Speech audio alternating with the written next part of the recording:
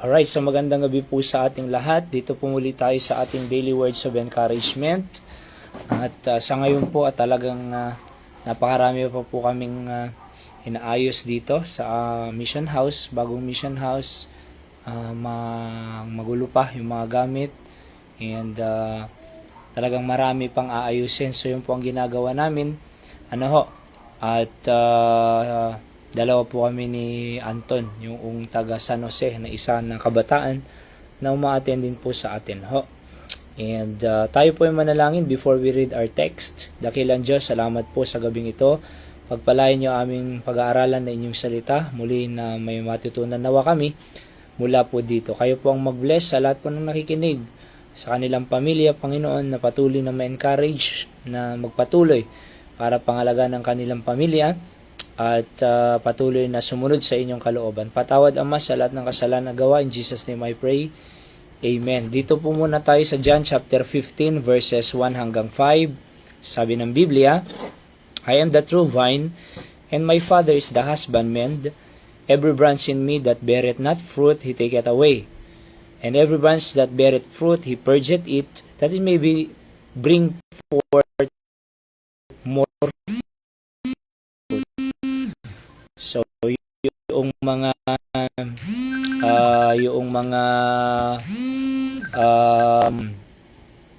branch na hindi namumunga, sabi niya, ay pinuputol ng Panginoon.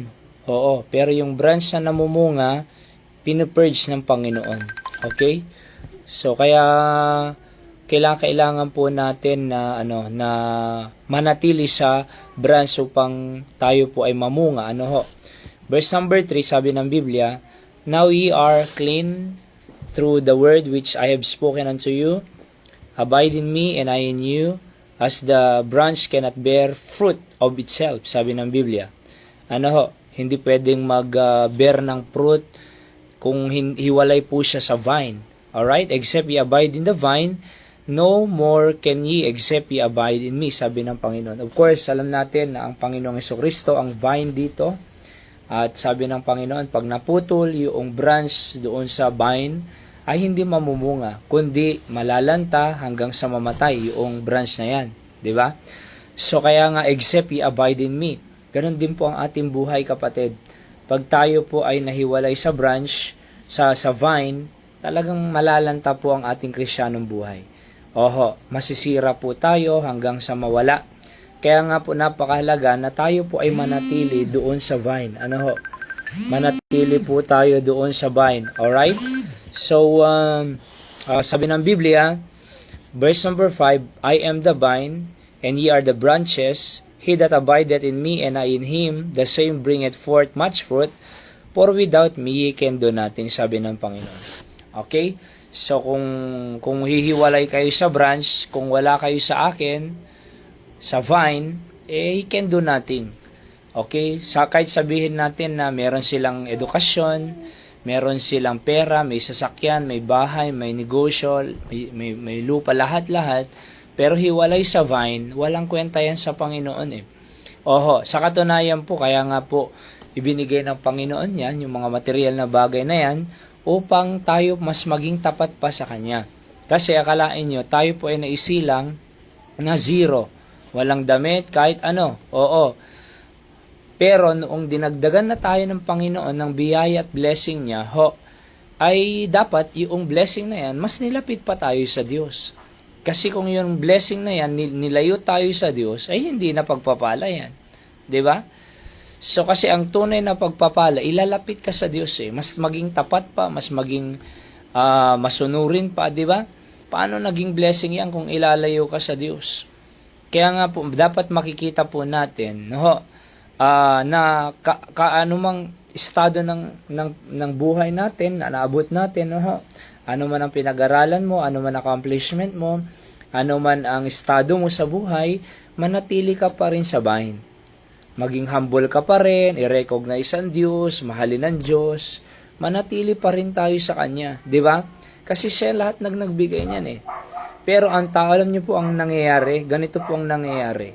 Noong meron na sila, humiwalay sila sa branch, akala nila okay pa ang buhay nila. Yung pala parang branch ng kahoy, no, na nahiwalay na, nalalanta na pala, namamatay na, 'di ba? So hindi niya na namamalayan 'yun eh. Akala niya okay lang siya. Oho, pero sa katunayan hindi siya okay. Bakit? Nahiwalay siya sa branch eh. Oo, or sa vine, nahiwalay siya sa vine. So mamamatay na siya eh. Kumbaga, yung branch humiwalay na sa vine, talagang malalanta na, papatay na. Akala niya ayos lang ang buhay niya, malayo sa Diyos. Hindi niya alam, hindi na okay yan eh. 'Di ba? Magandang gabi, Sir Jason Espirito diyan sa Batak City.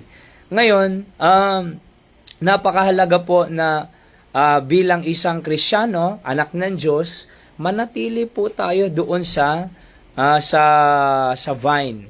Oho, para mamuhay po tayo, para tayo po ay maging maayos sa harapan ng Panginoon. Oho, kasi kahit sabihin natin wala kang for example, wala kang bahay, wala kang anumang material na bagay, yung nasa iyo lang yung saktong pamumuhay mo. Abay, kahit ganun lang ang katayuan mo pero nasa kalooban ka ng Diyos, sasabihin ko sa iyo, mas kinikilala ka pa ng Diyos. Mas kasama mo pa ang Diyos. Mas lalong higit na siya yung iyong kumbaga kasiyahan, kapanatagan, siya yung iyong talagang lahat. He is our everything eh. Kaya hindi ka magkukulang, masaya ka pa, panatag ka pa, maayos pa yung isip mo, maayos pa yung relasyon mo sa Diyos, maayos yung relasyon mo sa pamilya mo.